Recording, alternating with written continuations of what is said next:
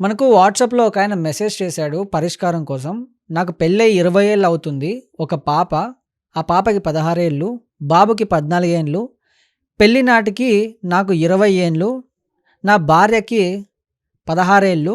గత కొన్నాళ్లుగా మా ఇద్దరికీ తరచూ గొడవలు జరుగుతున్నాయి. విడాకులు ఇచ్చి నాకున్న ఏకైక ఇంటిని తన పేరున రాసివ్వాలని, లేకపోతే తనపై మైనారిటీ తీరకముందే లైంగికంగా లొంగదీసుకొని బలవంతంగా పెళ్లి చేసుకున్నట్లు కేసు పెడతానంటూ బెదిరిస్తోంది. మాది పెద్దలు కుదిర్చిన వివాహమే. ఏం చేయమంటారు కిట్టు గారు అని అడుగుతున్నారు. ఈయన కర్నూలు నుంచి.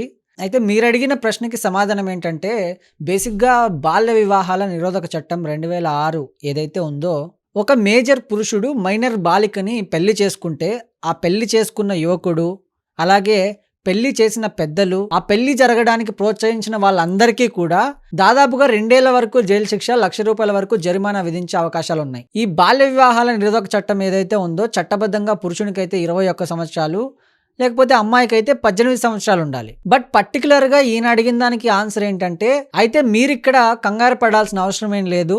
ఎందుకంటే హిందూ వివాహం చట్టం ప్రకారమైన, బాల్య వివాహ చట్టం ప్రకారమైన, బాల్య వివాహం జరిగిన అమ్మాయి ఎవరికైతే బాల్య వివాహం జరిగి ఉంటుందో, అంటే మీ భార్యకి బాల్య వివాహం జరిగింది కదా, మీ భార్య ఎళ్లి 20 సంవత్సరాల లోపు, అంటే తనకి 20 ఏండ్లు వచ్చే లోపే కోర్టుని ఆశ్రయించి తన వివాహం చెల్లదని ఒక దరఖాస్తు తీసుకోవాలి. ఒకవేళ అలా కాకపోతే మైనర్‌గా ఉన్నప్పుడే తన ఫ్రెండ్స్ హెల్ప్ గానీ, లేకపోతే చుట్టుపక్కల వాళ్ళ హెల్ప్ గానీ తీసుకొని బాల్య వివాహాల నిరోధక అధికారి అయితే ఒకరుంటారో, ఆ అధికారి దగ్గరికెళ్లి ఈ వివాహం గురించి చెప్పాలి. అండ్ ఈ వివాహాన్ని రద్దు చేసుకోవాలి. సో, ఇప్పుడు మీ భార్యకు ఆల్రెడీ 20 ఏండ్లు అయిపోయాయి కాబట్టి, 20 ఏండ్ల తర్వాత ఏదైతే ఉందో, సో 20 ఏండ్ల తర్వాత వివాహ రద్దుకు చట్టం అయితే అంగీకరించదు. ఎందుకంటే ఆ అమ్మాయి ఇష్టపూర్వకంగానే తన వైవాహిక జీవితాన్ని కొనసాగించిందని కోర్టు భావిస్తుంది. ఎందుకంటే 20 ఏండ్ల వైవాహిక బంధం ఉంది మీ మధ్య. అండ్ ఎప్పటినుంచో మీరు కలిసి ఉంటున్నారు.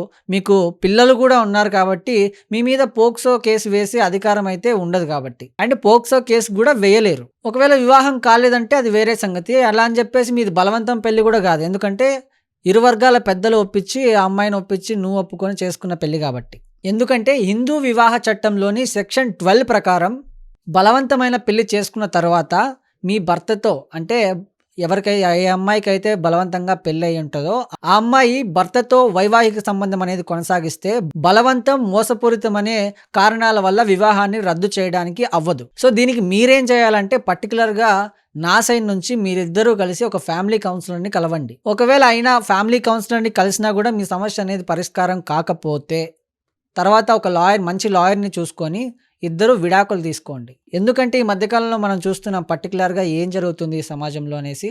సో, అవన్నీ దృష్టిలో పెట్టుకొని కొంచెం జాగ్రత్తగా మీరు ముందడుగు వేయండి. Thank you.